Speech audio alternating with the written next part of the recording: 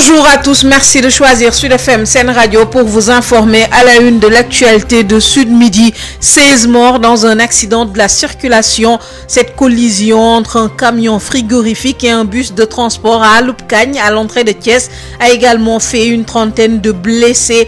Le bus était en partance pour Saint-Louis.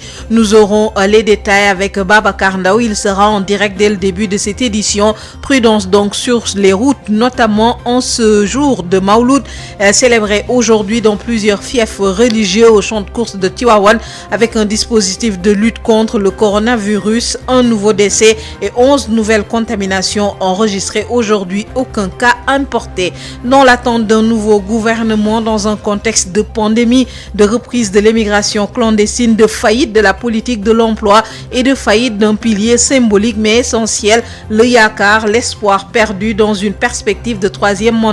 Notre invité décortique le contexte. Dr Maurice Soudieck-Dione, enseignant-chercheur en sciences politiques, sera l'invité de ce 12h. Vous l'entendrez, vous entendrez également les acteurs de l'éducation et de la pêche. En France, une attaque au couteau dans le secteur de la basilique Notre-Dame de l'Assomption à Nice fait ce matin 3 morts. L'auteur a été interpellé. Voilà pour les titres. Bienvenue sur Sud FM. Sud FM, l'info, c'est ici. Bonjour à tous. Alioune Badara Socé assure la mise en onde de cette édition. 16 morts dans un accident de la circulation cette nuit à Aloupcagne. C'est à l'entrée de Thiès. Un camion frigorifique a écrasé un bus de transport en commun. L'accident a également fait une trentaine de blessés. Les corps sont à la morgue de l'hôpital Amadou Sakhir Ndiéguène où c'est la désolation. Babacar Ndao, bonjour. Oui, bonjour à directeur. Les familles des victimes ont effectué le déplacement et le directeur de la sécurité publique est également attendu sur les lieux du drame. Vous l'avez dit à directeur, d'après le docteur Alioune Faye, le directeur de l'hôpital régional El Hadj Ahmadou Sakhir Ndiéguène de Thiès, 16 corps sans vie on se trouve actuellement au niveau de la dite structure sanitaire. Mais également 35 blessés ont été enregistrés hier entre 1h du matin et ce matin. Et parmi ces 35 blessés, figuraient 15 blessés graves et heureusement pour ces 15 graves, les 10 ont été complètement pris en charge. Seuls 5 se trouvent pour l'instant au niveau du service des urgences, d'après le directeur de l'hôpital régional qui est présentement au chevet des blessés. Vous l'avez dit, les parents des victimes se trouvent présentement devant la morgue de l'hôpital régional qui est déboussolée. D'autres sont en train de s'affairer autour des papiers entre les services de sécurité, mais également au niveau du parquet de Thiès pour pouvoir procéder à l'enlèvement de leur corps. L'autre information confirmée également, c'est un bus horaire qui quitte Dakar pour Richard Toll cette semaine. Et justement, l'accident est intervenu, vous l'avez dit, à hauteur de Aloupcagne. D'après les informations de l'année sur place, puisque nous avons fait un tour tout à l'heure sur le site de l'accident, le bus est immatriculé LG 8251B. Et appartient à un nommé Omar Ndiaye qui habiterait le quartier Serigne Louga. Et ça, c'est le chauffeur, donc c'est le camion frigo, qui est immatriculé LG 8251. Et ce camion a été rempli de produits halieutiques en provenance de la République islamique de Mauritanie. L'autre bus, c'est un bus qui appartient à Modou Ban du quartier Kaznak à Kaolack. Donc, il était même difficile d'identifier l'immatriculation tellement le choc était violent puisque le bus est dans les tout comme le camion frigorifique et sur place vraiment c'était le désastre total. C'est cette même situation qui est notée ici au niveau de l'hôpital où certains n'arrivaient même pas à disons se retenir puisque quand même d'après des témoignages reçus sur place des familles ou bien des membres d'une famille entière ont disparu à l'occasion donc de cet accident.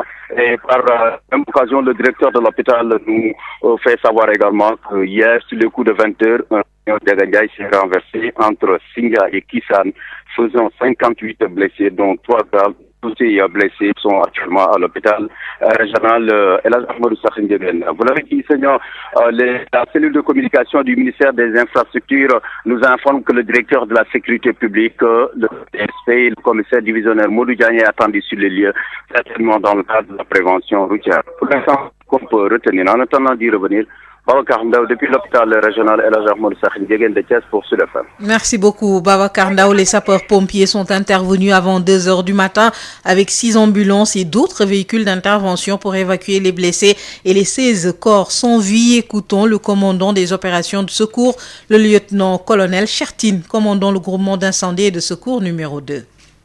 Il faut dire que nous avons été alertés vers 2h moins le quart. Arrivés sur place, nous avons constaté qu'il s'agissait justement d'une collision entre un camion frigorifique et un bus de transport 60 places. Donc, l'engagement d'un dispositif très important composé de 6 ambulances dont 2 médicalisées, 2 fourgons pompe-tonnes, un véhicule de secours routier et 2 véhicules d'intervention, plus 50 grades de sapeurs, dont 2 officiers, nous a permis dans un premier temps d'effectuer le sauvetage de 35 personnes.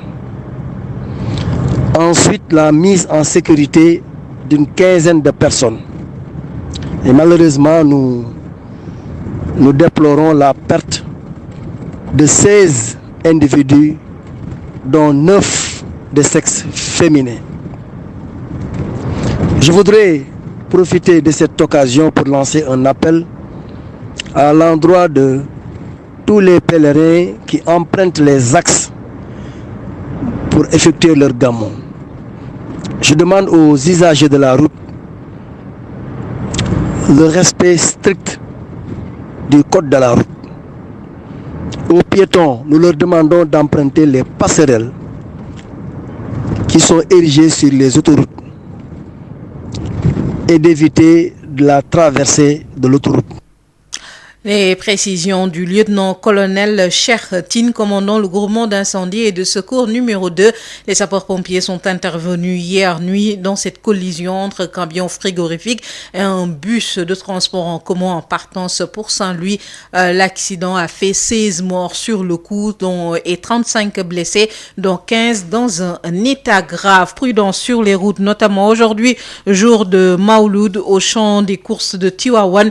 Les Moustarchidines wal Moustarchidati se préparent dans ce contexte de Covid-19. Une équipe de 200 personnes, dont 50 médecins mobilisés. Rappelons que le port du masque est obligatoire. Des précisions du responsable de la communication, Mahari Mbaye, joint par El Hadj Malick Ndiaye. Comme vous venez de le dire, ça coïncide cette année-ci avec la pandémie. Qui ne cesse de faire des ravages un peu partout. Mais du côté de Tivaouane, particulièrement avec les Moustarchidines qui préparent la célébration du Maouloud sous l'égide du responsable Marachid Mohamed Moussapassi, toutes les dispositions ont été prises pour une bonne réussite du Maouloud. Sur le plan de la couverture médicale, il y a une équipe de 200 personnes, toutes spécialités confondues, dont 50 médecins qui veillent au grain, avec des dispositions particulières pour arrêter vraiment la contamination du virus. Donc les Moustarchidines aussi sont munis de leurs masques, certains même de leur gel, vraiment dans le respect des mesures barrières. Donc cette année-ci, on va célébrer le Maouloud vraiment en respectant les mesures barrières. Le Gamou 2020 dans la cité religieuse de Medina Baye, les fidèles sont déjà sur place. Des tentes sont érigées, zikr ou chant à l'honneur du prophète Mohammed, paix et salut sur lui, déjà donc dans la cité religieuse. Nous retrouvons sur place Awa Thiaw pour nous faire l'état des lieux. Awa Thiaw, bonjour. Bonjour, Esther. La cité religieuse de Medina Baye qui s'apprête à célébrer le Gamou 2020. Effectivement, vous l'avez dit, Medina Baye, la cité de Maulana Cheikh al-Islam El Hadj Ibrahima Niass, est déjà pleine comme un œuf en ce Gamou 2020 commémorant la naissance du prophète Mahomet, paix et salut sur lui. Les talibés et fidèles sont venus de tous les coins et recoins du pays, mais aussi d'autres États africains comme le Nigeria, la Mauritanie, la Gambie, le Mali, le Tchad et et même de pays lointains d'Asie et d'Amérique. L'affluence est monstre en ce moment. Partout dans les cours des maisons, les rues et ruelles des tentes et bâches sont tout simplement érigées pour accueillir les nombreux hôtes. Depuis 2 jours, on constate un va-et-vient incessant des talibés et fidèles qui se bousculent pour se recueillir au mausolée de Maulana Cheikh Al-Islam Elhaji Ibrahima Niass, mais aussi de certains membres de sa famille, au moment où d'autres font la queue devant les demeures des marabouts pour faire leur ziara. Les forces de l'ordre et de sécurité sont très débordées et veillent scrupuleusement au port du masque dans la zone verte, c'est-à-dire aux alentours de la mosquée, mais également à l'intérieur de la mosquée et dans les différents sites de recueillement. Dans ce contexte de pandémie de Covid-19, les agents du Service national de l'éducation pour la santé, SNEPS, et les volontaires de la Croix-Rouge font porte-à-porte dans les maisons, concessions et sites d'accueil pour sensibiliser les populations sur le respect des gestes barrières, mais également sur les mesures d'hygiène. Partout, des bœufs, moutons et chameaux sont immolés pour les besoins du gamou.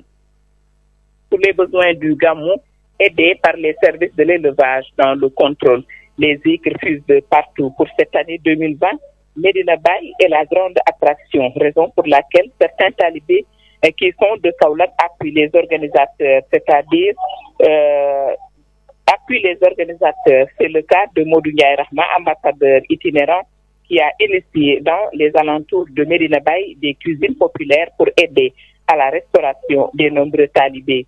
20 postes médicaux avancés sont actuellement installés à Medina Baye, mais également aux alentours de la mosquée pour parer à toute éventualité.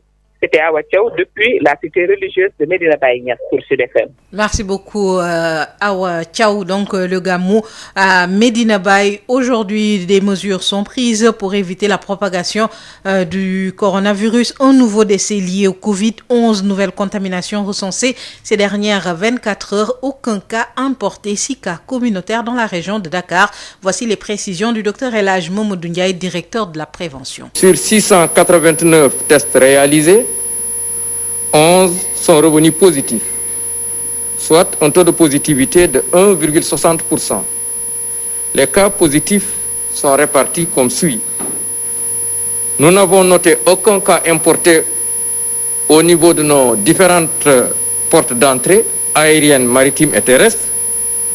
Nous avons noté 5 cas contacts suivis par nos services et 6 cas issus de la transmission communautaire répartis entre Dakar Plateau 2, Liberté 5 1, Keur Massar 1, Parcelles Assainies 1 et Yoff 1.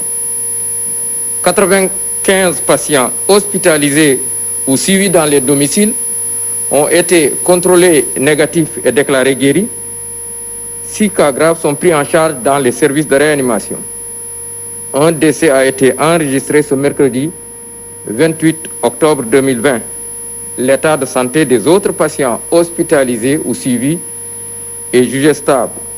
À ce jour, 15 593 cas ont été déclarés positifs, dont 14 660 guéris, 323 décédés et donc 609 patients sous traitement.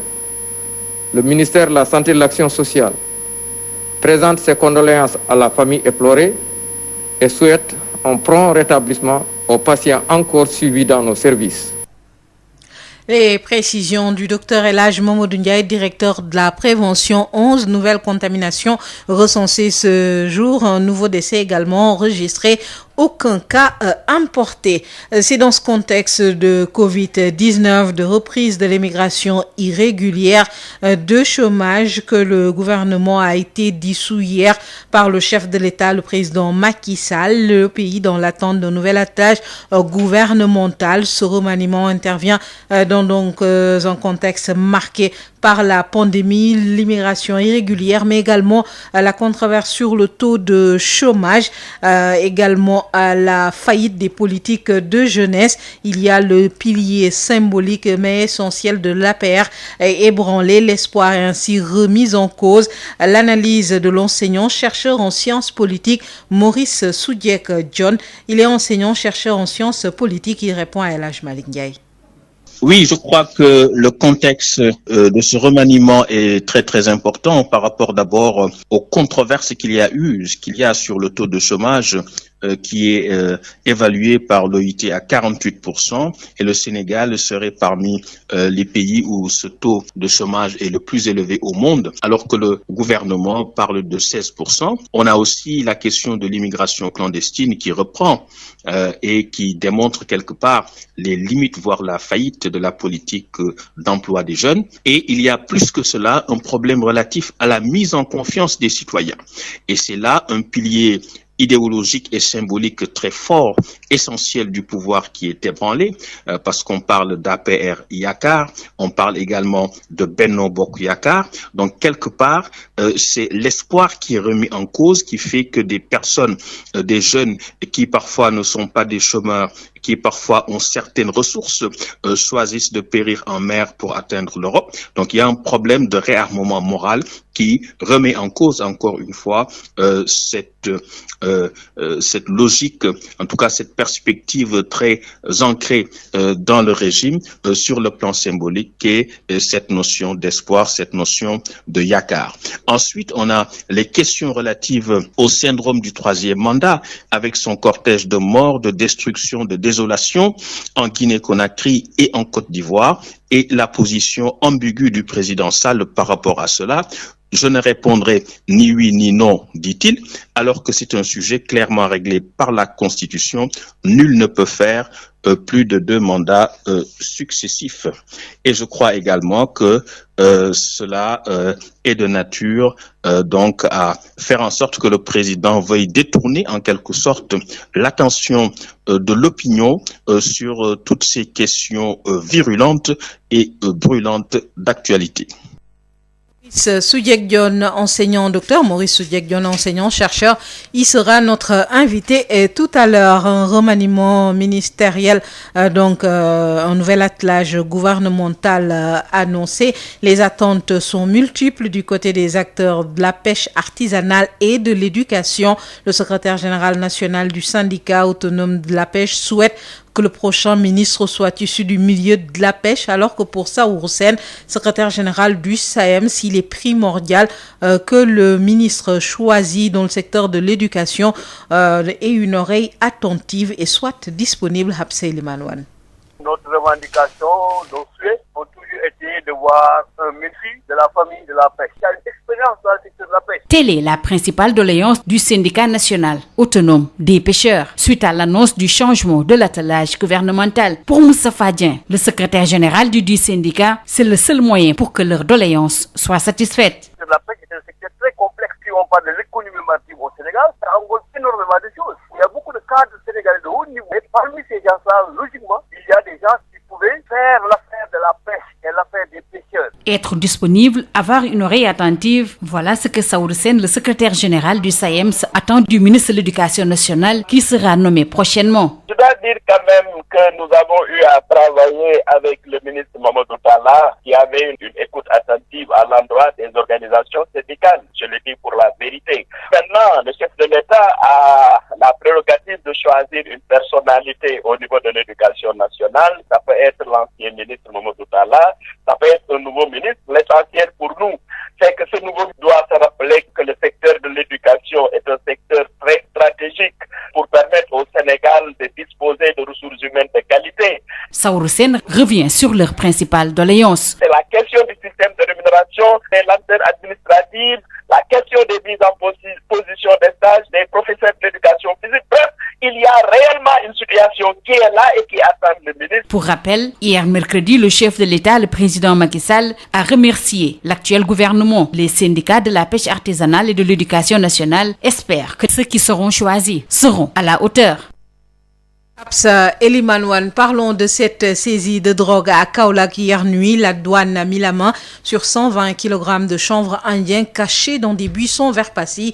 La marchandise est estimée à près de 10 millions de francs CFA, Mamadou Camara. Dans la nuit du mercredi au jeudi vers 21h, les soldats de l'économie du pont Serigne Bassirou Mbacké, ex-pont Noiro, ont saisi 120 kg de chanvre indien. La valeur de cette drogue est estimée à plus de 9 millions de nos francs. C'est suite à une patrouille effectuée vers Passy par les éléments du lieutenant Ousmane Dione que cette marchandise prohibée par la loi a été saisie. Du chanvre indien qui a été caché dans des buissons et aurait été certainement abandonné dans la brousse par des porteurs. Ces trafiquants ont voulu profiter du Mawlud pour essayer de tromper la vigilance des douaniers en tentant d'introduire cette herbe qui tue à Kaolack. Mais ils ne savaient pas que les éléments du colonel Mam Hassan Cissé, chef de la subdivision des douanes de Kaolack, avaient déjà pris toutes leurs dispositions avant, pendant et après le Mawlud afin de barrer la route aux trafiquants, aux fraudeurs et surtout aux commerçants qui veulent écouler des denrées alimentaires et médicaments illicites à Kaolack. Kaolack, Mamadou Camara, Sud FM. Le collectif des imams et oulémas des SICAP condamne la posture du président français suite aux caricatures du prophète de l'islam indigné. Ces imams déplorent le regain de violence causé par ces caricatures, mais n'excluent pas d'organiser prochainement une marche pour manifester leur colère. Le collectif des imams et oulémas des SICAP qui déplore par la même occasion la recrudescence du phénomène de l'immigration clandestine, tout en s'inclinant devant la mémoire des migrants disparus en mer. Ce collectif souhaite des concertations pour freiner ce fléau. Imam Maktar Ndiaye nous explique au micro de Adji Fatou Bari. Le collectif des imams et oulémas des SICAP et Liberté déplore en outre le drame qui s'est survenu au large des côtes mbouroises suite à une émigration irrégulière et présente ses condoléances les plus attristées aux familles endeuillées.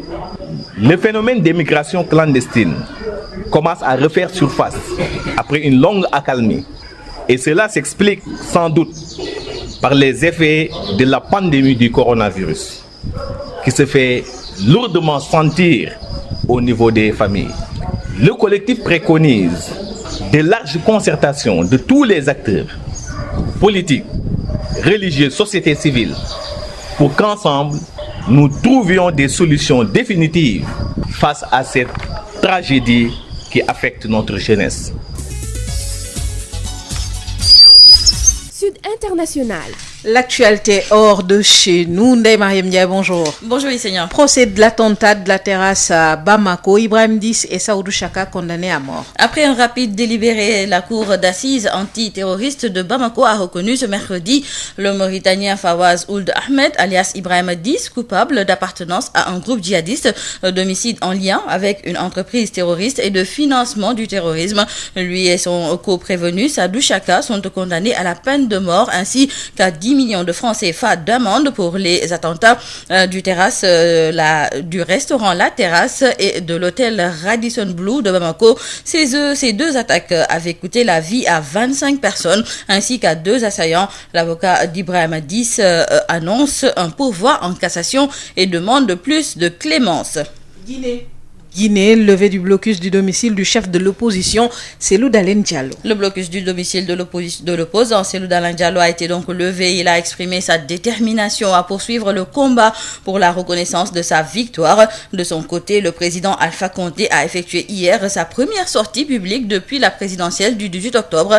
Il a rendu visite aux forces de l'ordre blessées dans les violences post-électorales. Direction la France avec cette attaque au couteau à Nice qui fait 3 morts. 3 personnes sont mortes. Une femme, 2 femmes et un homme. La première femme a été égorgée à l'intérieur de la basilique Notre-Dame de l'Assomption. Le deuxième, un homme, a été blessé mortellement à coups de couteau. La troisième a été tuée dans un bar devant la basilique où elle s'était réfugiée.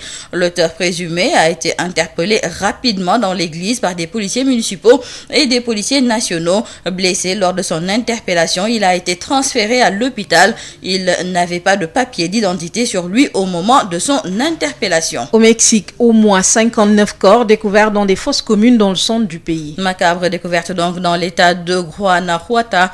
Ces 59 corps découverts dans diverses fosses clandestines. D'autres corps pourraient être retrouvés. Les violences dans cet état se sont multipliées ces derniers mois du fait d'une lutte entre deux cartels impliqués dans le trafic de drogue et de combustible. Coronavirus pour finir, l'Inde recense plus de 8 millions de cas de contamination. L'Inde a dépassé donc les 8 millions de cas de contamination au coronavirus avec 49 881 infections supplémentaires enregistrées dans les dernières 24 heures. L'Inde reste par le nombre de cas juste derrière les États-Unis au classement des pays les plus touchés par la pandémie. Le nombre de cas de contamination journalier a baissé récemment, mais les experts craignent une reprise de la propagation du virus avec l'entrée dans la période des grandes fêtes religieuses hindoues. Le nombre de décès liés au coronavirus dans le pays a augmenté de 517 en 24 heures pour atteindre 120 527, a ajouté le ministère. C'est tout pour cette page internationale. Merci beaucoup, Ndeye Maria. Sud Midi, l'invité. Docteur Maurice Soudieck-Dione, notre invité, il répond à El Hadj Malick Ndiaye. Docteur Maurice Soudieck-Dione, bonjour. Bonjour El Hadj Malick. Vous êtes enseignant, chercheur en sciences politiques à l'UGB. Alors, le gouvernement a été dissous par Macky Sall. Docteur, on s'arrête surtout sur le contexte dans lequel cette décision a été prise. Un contexte marqué par la recrudescence de la migration irrégulière, mais également des propos tenus par Emmanuel Macron. Peut-on faire ce lien? Oui, je crois que le contexte de ce remaniement est très très important par rapport d'abord aux controverses qu'il y a sur le taux de chômage qui est évalué par l'OIT à 48%, et le Sénégal serait parmi les pays où ce taux de chômage est le plus élevé au monde, alors que le gouvernement parle de 16%. On a aussi la question de l'immigration clandestine qui reprend et qui démontre quelque part les limites, voire la faillite de la politique d'emploi des jeunes. Et il y a plus que cela un problème relatif à la mise en confiance des citoyens.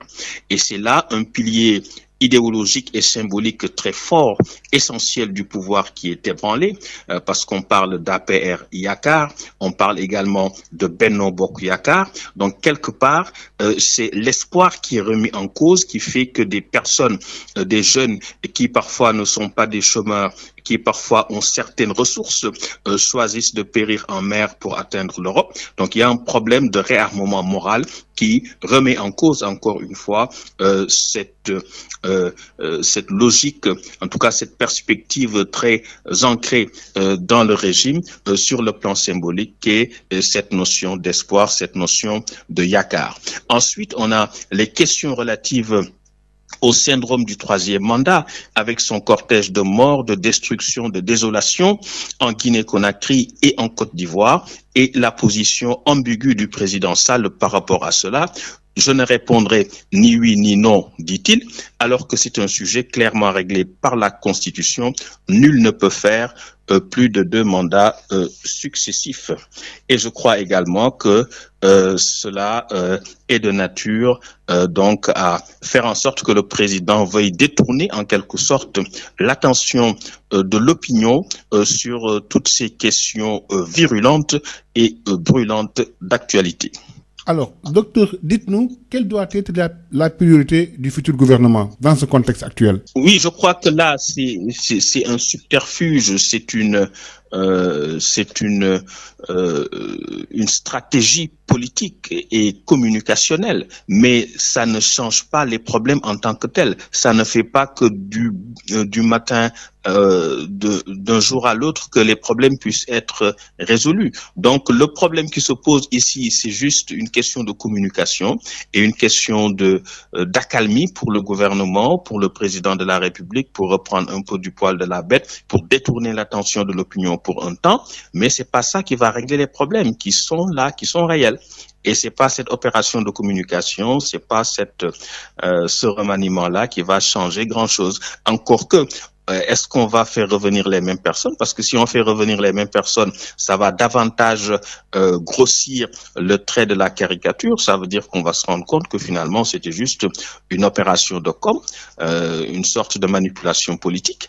Et si le président aussi ne peut pas comme ça chambouler toute l'équipe qui est autour de lui, parce qu'après ça pose également d'autres problèmes, et notamment des problèmes politiques. Et cela ne change en rien au fait que le président de la République est toujours au premier plan en l'absence d'un premier ministre. Donc finalement tout lui retombe dessus. Donc qu'est-ce qu'on attend du nouveau gouvernement? Moi je pense que c'est pas tant que cela une question pertinente, dans le sens où les problèmes sont là, et c'est pas en changeant de gouvernement seulement que les choses vont se régler comme par une baguette magique. Alors, on parle de gouvernement de technocrates, mais également un gouvernement politique. Quel doit être le profil des futurs ministres? En réalité, il y a deux éléments qu'il faut prendre en compte dans la constitution du gouvernement. Il y a l'élément de la compétence, il y a aussi l'élément de la loyauté. L'élément de la compétence fait référence à la technocratie. Il faut mettre l'homme qu'il faut à la place qu'il faut, des personnes, des personnalités capables de déployer efficacement les programmes et les politiques définis. Il y a aussi cette dimension de loyauté qui est un rattachement politique au régime, mais que ce rattachement politique au régime ne doit pas être une filiation au régime, ne doit pas être une condition sine qua non, de telle sorte que la compétence puisse en souffrir. Donc c'est un équilibre dans la constitution du gouvernement entre compétence et loyauté, entre représentation des différentes composantes de la nation, et entre cette nécessité d'orienter l'action gouvernementale vers l'efficacité, vers l'efficience, en mobilisant les meilleures personnes pour les meilleurs résultats possibles. Alors, on s'arrête un peu sur le cas Mimi Touré, qui n'est plus présidente du Conseil économique, social et environnemental. Alors, quelle lecture peut-on faire de ce cas Mimi Touré? Oui, je crois que la cessation des fonctions de la présidente du Conseil économique, social et environnemental est un acte d'autorité et un acte d'affirmation du président de la République. Je crois que c'est une manière de dire je suis et je reste le maître du jeu. Et cela est d'autant plus important et d'autant plus saillant que le Conseil économique, social et environnemental est une institution de conseil. Donc, certes, c'est une institution qui conseille le gouvernement, mais de là à démettre sa présidente sur le plan de l'organisation purement administrative et de l'emboîtement institutionnel des pouvoirs publics, on ne voit pas la pertinence, si ce n'est qu'un limogeage politique qui peut-être est lié à un positionnement réel ou supposé de Madame la Présidente du Conseil économique, social et environnemental par rapport à des ambitions présidentielles pour 2024. Maurice Soudieck-Dione, je vous remercie. Merci beaucoup, El Hadj Malick. Je rappelle que vous êtes enseignant, chercheur en sciences politiques à l'UGB. Sénégal ku ne dégg na DSL plomberie et sanitaire kër gi nga xam ni moom moo leen indil gam bi gën a yaatu ci wàllu accessoire plomberie lépp loo yittewoo ci accessoire plomberie yépp wàcc si na DSL loo bëgg ci PVC pression galva PEX ak diamètre boo bëgg na pour seeni adduction d'eau DSL plomberie et sanitaire daf leen di fournir lépp lu ngeen soxla DSL plomberie et sanitaire di représentant wu marque bi di Pimtas fii ci Sénégal Pimtas spécialisé en plomberie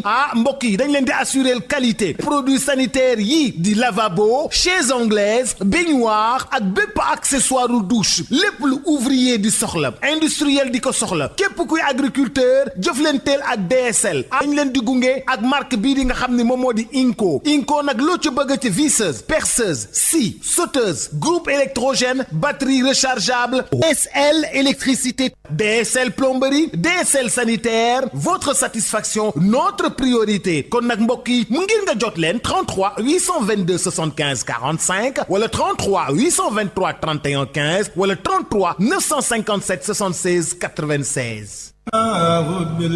Établissement Mbaye et Frères nekk spécialiste ci lépp lu jëm ci tabax kër ngir mu mucc ayib te taaru lu ci mel ni aluminium pour bâtiment fenêtre porte ak protection inox, fibrociment pour toiture. boo bëggee tabax lu mucc ayib matériaux yu baax te wóor ngay wut. établissement Mbaye et frères am na itam gamme rideau métallique, lame pleine, tube ondulé, fer forgé pour menuisier métallique yi. inox ngir seeni ouvrage balcon, profil d'aluminium ak vitrage, faux plafond BA13 ak gamme vert. te xam ngeen ne nawet bi yegsi na moo tax étanchéité bi lu fa am solo la. pour seeni commande mën ngeen woote ci établissement Mbaye et frères ci HLM 1 avenue Cheikh Ahmadou Bamba 33 864 75 15 wala ngeen woote ci seen succursale ci lot 3B Scat Urbam Grand Yoff téléphone 33 867 09 24. ca établissement Mbaye et frères ay ndaw yu xarañte mën seen liggéey ngeen di fa fekk ñu toppatoo leen ni ngeen ko bëggee.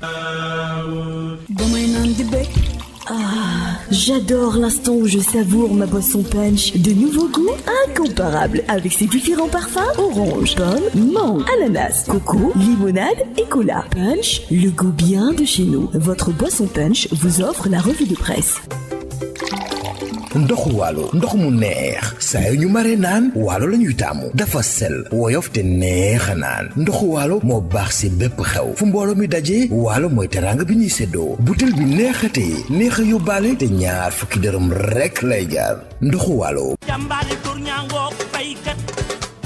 Sénégal premier équipement et machine ñu ko naan SPEM ñëpp ràññee ko mu nekk ci domaine nu petite mécanisation bi nga xam ni moom mooy yombal képp ko xam ni da nga di baykat ak képp kuy liggéey mu indil ñu nag ay moissonneuse batteuse ci wàllu ceeb bi dañu daan sëgg nekk ci biir sonn lool mu daal di ñuy indil loolu nga xam ni moom moo di moissonneuse batteuse de riz SPEM indil ñu machine bi bàcc gerte gi di séparer gerte gi ak ngooñ gi ñu koy wax batteuse d'arachide d'une capacité de 600 kg par heure tamit machine décortiqueuse d'arachide moom mooy machine bi nga xam ni mooy xolli gerte gi jël gerte gi teg ko fii mu doon kemb ba noppi daal di jël xollit yi daal di koy tegee nële te it xollit yi mën ngeen ko jëriñoowaat décortiqueuse d'arachide désherbeuse multifonctionnelle mini tracteur de 24 à 28 chevaux remorque agricole herse rotative ak ay moteur 1115 yoo xam ni am na nag quantité bu doy ba noppi ñu yombal leen njëkk yi SPEM day yëngu tamit ci production tricycle de marchandises ak tricycle de transport de passagers Sénégal premier équipement luy objectif am participer ci loolu nga xam ni moom moo di jëm kanamu agriculture fii ci Sénégal ak ci Afrique yëpp noppal ñi nga xam ni ñoom ñoo di baykat yi woo leen ñu ci 77 724 91 91 wala 77 586 58 59 am nañu showroom ca Kaolack woo ñu ci 77 395 53 83 suñu showroom ba nekk Ross Béthio ci 78 530 50 32 suñu showroom ba nekk Kolda ci 78 173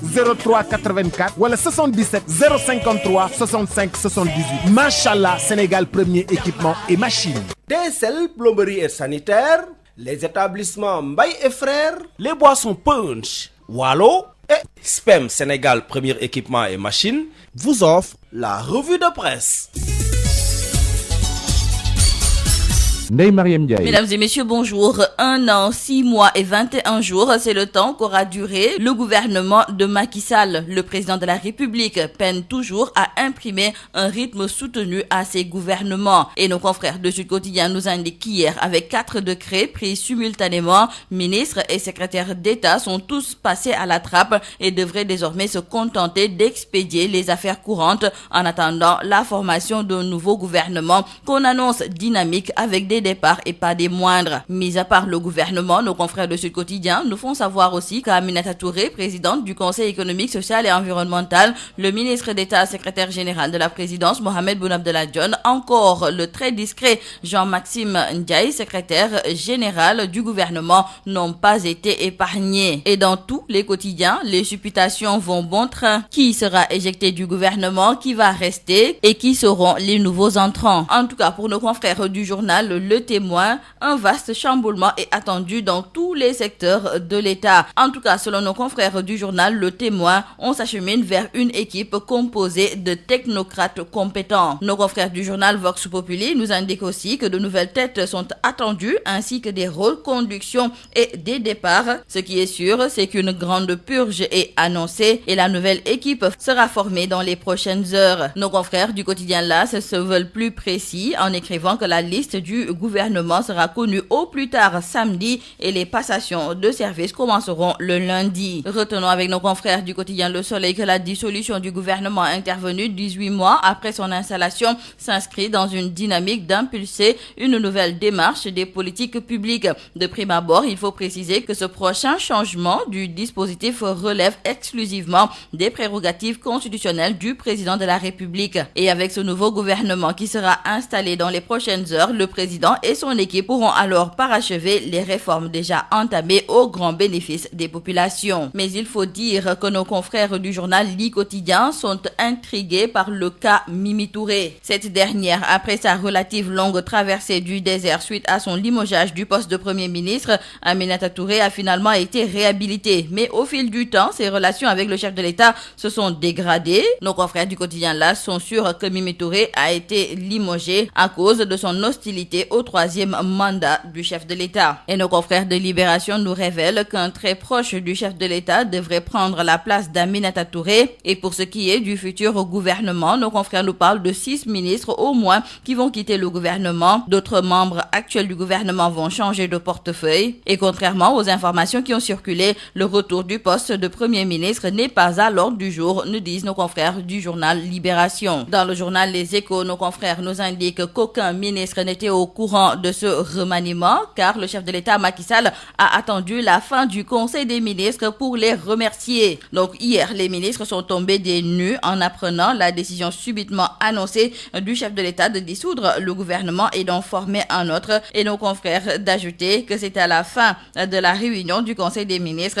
que le chef de l'État Macky Sall a balancé la terrible nouvelle en leur disant « Vous êtes tous remerciés ». Totalement surpris, le président de la République, impassible, leur balance à la figure son intention de remanier le gouvernement et il se lève, quitte la salle et c'était l'étonnement et la stupéfaction dans la salle. En tout cas, pour ce qui est du futur gouvernement, dans le journal Les Échos, Seydi Gassama, patron d'Amnesty Sénégal, pense que cette fois-ci, le président Macky Sall ne doit pas aller au-delà de 20 ministres. Pour lui, Macky Sall doit nommer une équipe resserrée autour de 20 portefeuilles au maximum et ce que les gens attendent est qu'il nomme un gouvernement composé d'hommes et de femmes compétents, un gouvernement où on ne met pas en avant les critères politiques mais la compétence des hommes et des femmes pour résoudre les problèmes auxquels les Sénégalais sont confrontés. Le président de l'Union des magistrats du Sénégal, Souleymane Teliko, a été entendu hier dans le cadre de la procédure de sanctions disciplinaires enclenchée par le ministère de la Justice. Et après son face-à-face avec le procureur général près la cour d'appel de Ziguinchor, nos confrères du journal 24 heures nous indiquent aucun commentaire n'a été fait sur son contenu. C'était donc motus et bouche cousue. Terminons par nos confrères du quotidien du sport Stade qui reviennent sur les rencontres qui se sont tenues hier. Et l'on note avec nos confrères que Manchester United et Chelsea ont frappé très très fort. C'est tout à vos journaux et très bonne lecture. Sénégal ku ne dégg na DSL plomberie et sanitaire kër gi nga xam ni moom moo leen indil gamme bi gën a yaatu ci wàllu accessoire plomberie lépp loo yittewoo ci accessoire plomberie